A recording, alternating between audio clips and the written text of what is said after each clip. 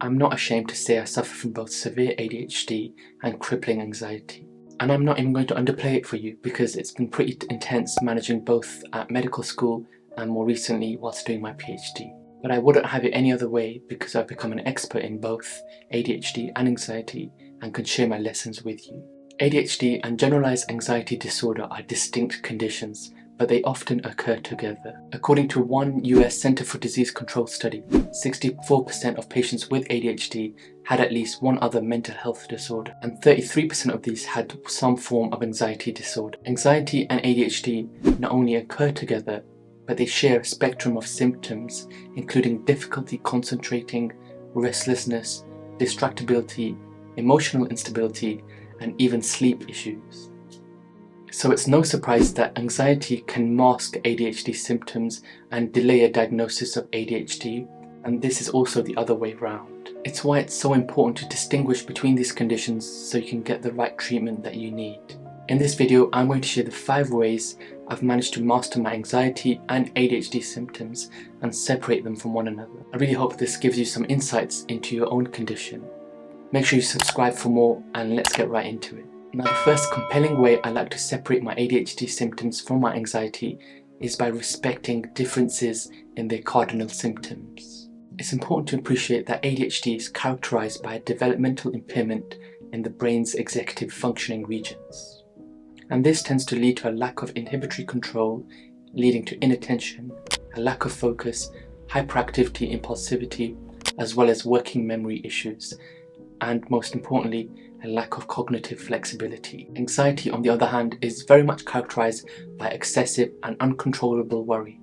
And this can present as nervousness, a feeling of being on edge all the time, inattention, and restlessness. And so the cardinal features of ADHD are around executive dysfunction, which leads to inattention and hyperactivity, whereas the primary symptoms of anxiety are all to do with an irrational fear or worry about future life events. This can of course lead to inattention and restlessness as well, but the primary cause behind the two disorders couldn't be more difficult. Once we've got an understanding of the root cause behind these two conditions, we can even begin to separate out the symptoms of ADHD and anxiety based on the nature of the restlessness and the nature of the exact attention difficulties seen in both ADHD and anxiety. In ADHD, executive dysfunction can lead to a lack of inhibitory control, which can lead to restlessness. This often presents as fidgeting, excessive talking, and inability to sit still and control oneself or one's emotions. The exact nature of the restlessness is rooted in defects in executive functioning, which leads to the lack of inhibitory control. In anxiety, there's also a feeling of being keyed up or on edge all the time, an excessive fear of negative outcomes. The restlessness here is entirely driven by irrational worry. These anxiety symptoms emanate from what we like to call as doctors apprehensive expectation. It's an expectation of doom. But where the waters do get a bit murky is the fact that people with ADHD can also have comorbid anxiety, and so they can have restlessness both because of executive dysfunction but also because of apprehensive expectation. And this is probably why adults with ADHD really tend to struggle with more severe forms of mental health disorder. It's all compounded by both of these factors. Now, I was diagnosed late with ADHD at the age of 20 at medical school. I guess I was still very lucky because it could have been totally missed. My anxiety, and specifically my health anxiety, got a lot worse at medical school and as a doctor. I was learning all about different diseases in textbooks and then seeing sick patients all the time in the hospital, and this would lead me to catastrophize and worry about any signs or symptoms that I had. It's a mix of executive dysfunction and apprehensive expectation that really made my life very difficult at university and as a doctor. Now, if you want to see a more detailed video on my experience of both ADHD and anxiety, then let me know in the comment section below. Another way I like to separate my ADHD symptoms from anxiety symptoms is by appreciating the nature of the attention difficulties. In both anxiety and ADHD, we do get attention difficulties. In ADHD, the attention problems are consistent and present across different circumstances. In anxiety though, the attention difficulties arise from preoccupying worry and fear about future events. It's not always the case that I have trouble concentrating because of my anxiety, but this usually happens when my anxiety symptoms are out of control. My mind tends to go blank and I have difficulty remembering things. It's quite confusing because with ADHD I also have a reduced working memory, which is a standard executive function. But with my anxiety, it can scare me just how bad my memory goes when my anxiety is peaking. I just can't focus in conversation or during work. But when my anxiety is relatively calm, I can focus a lot better. But with ADHD, I have global difficulties with attention and focus, and it doesn't usually get better or worse. It's just always there. I'm distractible through and through. The worst is when I have academic anxiety with my PhD, and my anxiety tanks my focus even more than my PhD is already doing.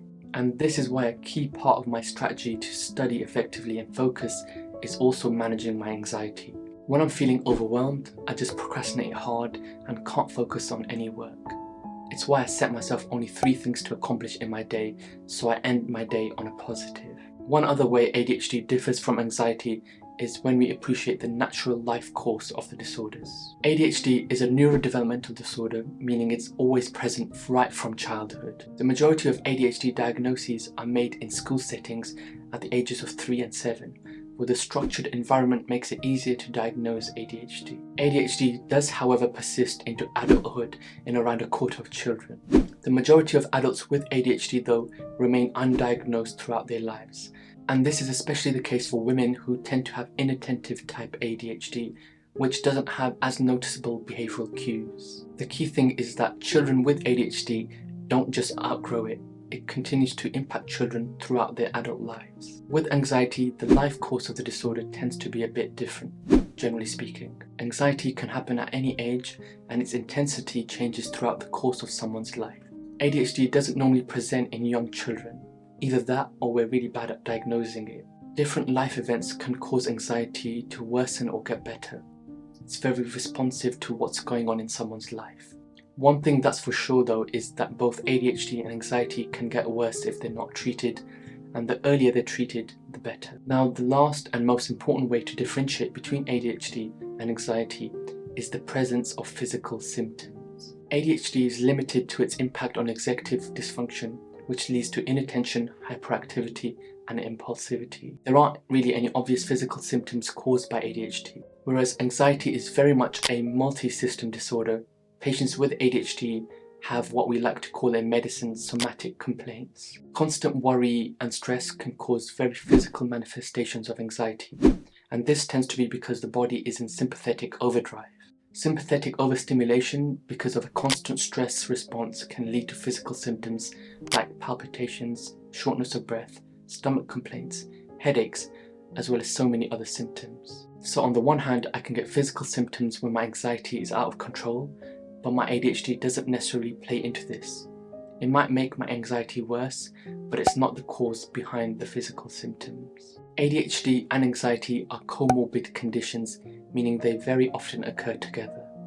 It's very challenging to separate out the symptoms of ADHD and anxiety because they share a similar symptom spectrum, and this includes inattention and restlessness. It's very important to get comprehensively evaluated by a health professional because treating ADHD or anxiety early can help you manage better with it. I hope in this video you learned some ways to help you separate your ADHD symptoms from your anxiety symptoms. It really has helped me to appreciate that ADHD is a defect in my executive function, whereas my anxiety is driven by an irrational fear of a certain outcome. If you learned something from this video, then make sure to drop me a like and subscribe to my channel to stay up to date with more videos on the strategies, frameworks and gadgets that I use to better manage my ADHD at university. Thanks for watching, and I'll see you next week.